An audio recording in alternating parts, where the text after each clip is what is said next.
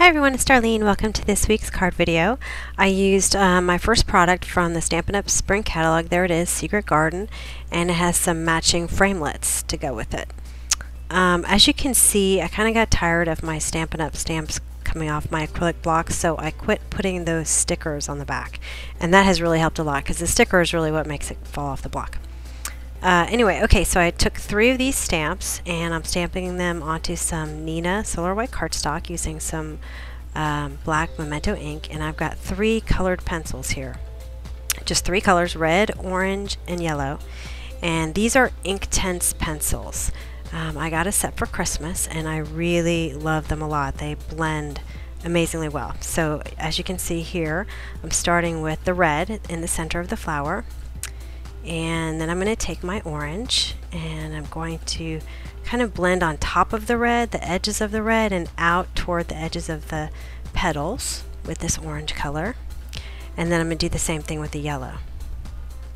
And it's really as simple as that because the colors blend really well together where they overlap. So there's 3 layers to this flower, so I did this process for the first layer and now I'm doing it for the second layer.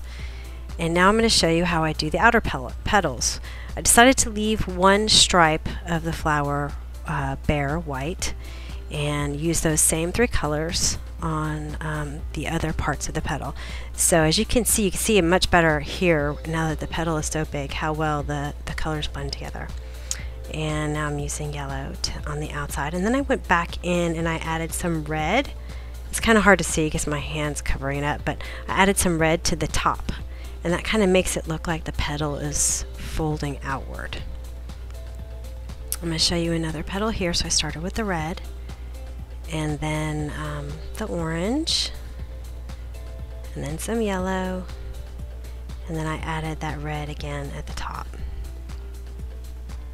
Right there, you can see it better. And I'm just going to repeat this process all over the flower. And I do it in pieces because I find that it's a little more manageable to do one section at a time. And the parts where the petal kind of folds in, I made those parts all dark so they kind of look like they were shadowed. Alright, so I sped this up quite a bit for the rest of the flower, but I went ahead and showed all of the petals being done.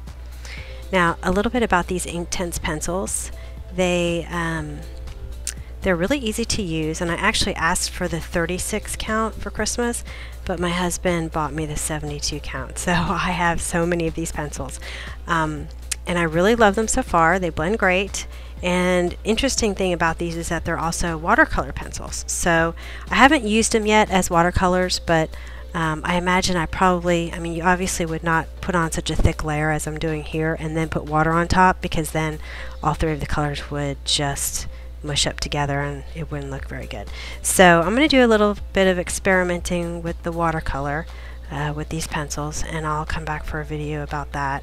But in the meantime, I think they just look better, or they look great just on paper, just all blended together.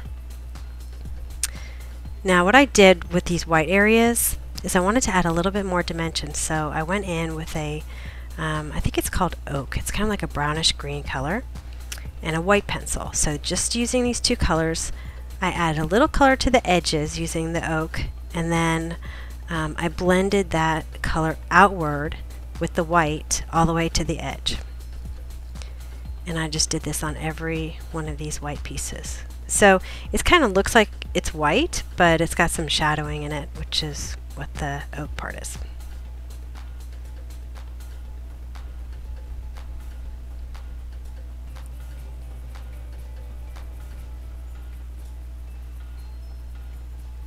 I found a really good price for these Inktense pencils at Dick Blick. They were a lot cheaper than other places. Now notice on that one white area, I used a much darker line of the oak, and I really liked how that turned out. It really gave it a whole different perspective. So I went back on each of them and made just the edge line a little bit darker with the oak. Now as far as I wanted one leaf for this flower, and I didn't really, the leaf that came with the set was solid silhouette, and I didn't like that, so I just stamped one of the other flowers and I colored it with 2 different shades of green and then I just use one of the petals as the leaf. And then again, just 2 shades of the green for the stem.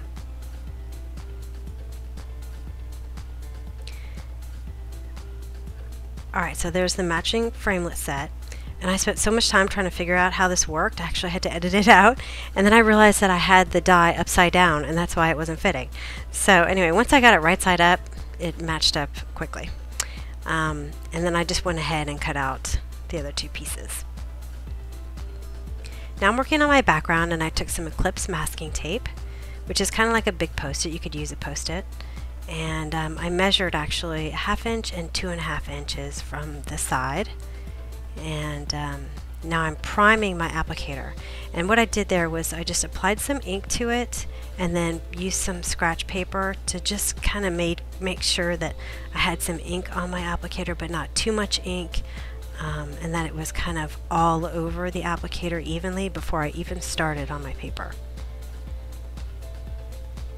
So I'm just covering the whole thing. This is Tempting Turquoise. And I'm using very, very light pressure, which is why it's taking me so long. So if you just have a little bit of patience, you can avoid those blocks of ink. This is a penny black letter background stamp, which is really subtle. And so I'm doing a tone on tone with that same Baja Breeze, Tempting Turquoise. And then I just flicked some water on it, and then you have to remove the masking tape right away because the ink in the water can mess up on your white, and you don't want that. So this is just freehand lines with my Stampin' Up! Markers.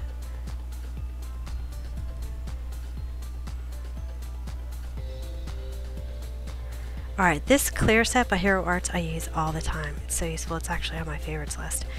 But I found that the Thinking of You is a little bit too wide, so I'm just going to ink up part of it, and I used a piece of masking tape to cover up the part I didn't want, and then I just removed it when I was ready to apply it to the paper.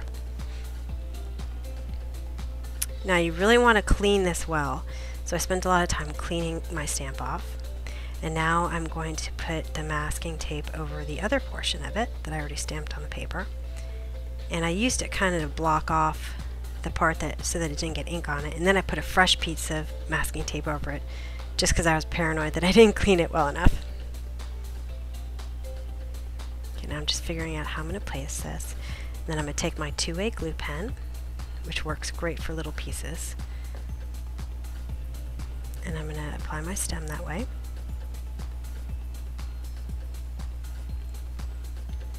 And then I'm going to use some Stampin' Up! Dimensionals, just some foam adhesive to pop it up a little. And then again my 2-way glue pen for the leaf. And that's it. I actually snipped off that stem after the video was over. I forgot to do that. Anyway, I hope you enjoyed it, and I'll see you next week. Thanks for watching.